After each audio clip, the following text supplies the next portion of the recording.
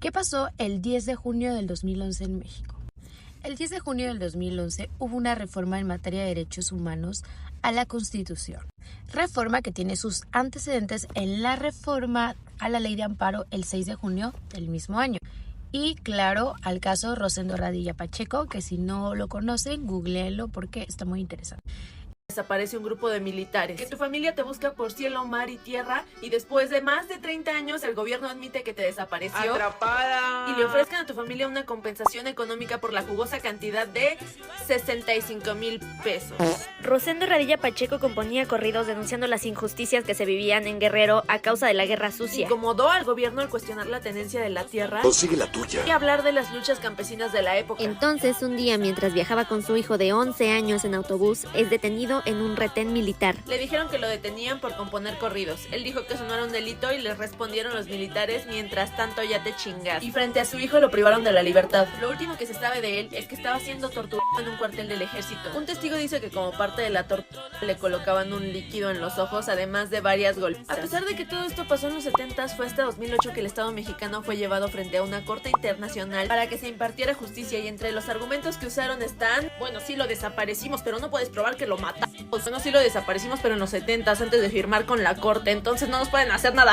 Bueno, sí lo desaparecimos, tomen 65,000 pesos y váyanse. El caso es súper indignante, y más cuando lees que la esposa del señor Rosendo lo esperó cada día y que sus 12 hijos la pasaron realmente mal buscando a su papá. Pero viendo lo bueno en lo malo, este caso logró que se tipificara la desaparición forzada como delito. Y al ser la primera vez que el Estado se tuvo que hacer responsable de una desaparición forzada, es un precedente importante en la lucha de derechos humanos en este país.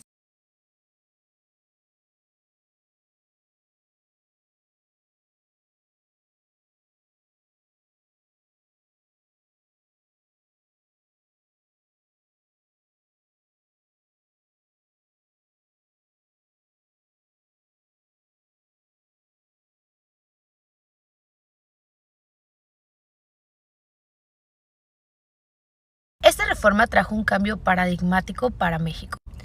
¿Pero por qué? Quizá ustedes hayan escuchado sobre el Sistema Interamericano de Derechos Humanos, ¿o no? Quizá hayan escuchado sobre la Convención Americana sobre Derechos Humanos, la Comisión Interamericana de Derechos Humanos o la Corte Interamericana de Derechos Humanos. Bueno, el punto es que México forma parte de todo esto que les comenté. Y no solamente forma parte, también acepta la competencia de las mismas. Esto quiere decir que el Estado mexicano está obligado a cumplir con ciertos estándares en cuanto a esta convención, comisión y Corte Interamericana, y que puede ser juzgado por esta misma Corte. Y por supuesto que debe acatar las sentencias de la misma Corte. Y bueno, este caso que les platicaba de Rosendo Radilla justamente llegó a la Corte Interamericana de Derechos Humanos. Y claro que hubo una sentencia en contra del Estado mexicano en 2009.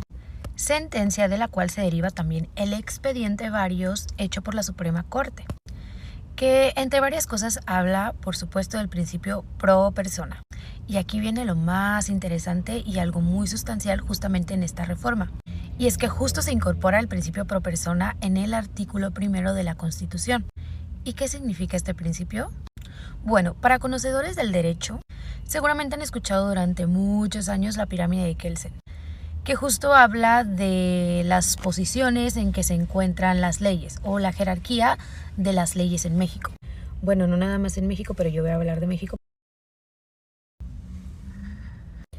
El principio pro persona se basa en aplicar lo más favorable a la persona.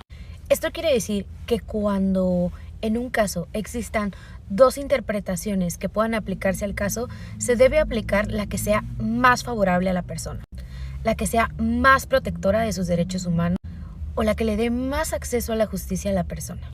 Incluso hablando de normas, también tenemos que hacerlo de esta forma. Es decir, si existen dos normas aplicables al caso en concreto, se deberá aplicar la que sea más favorable a la persona. Y algo muy importante, la jerarquía de los tratados internacionales en materia de derechos humanos. Podríamos decir que se elevó a la par de la Constitución. Yo prefiero decir que se reconoció, porque en realidad México ha formado parte de la Comisión Interamericana y Corte Interamericana desde hace muchísimo tiempo.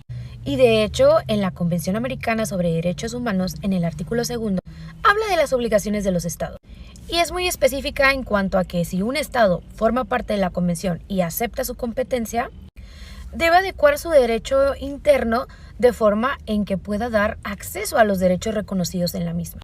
Entonces no podemos decir que la jerarquía no existía.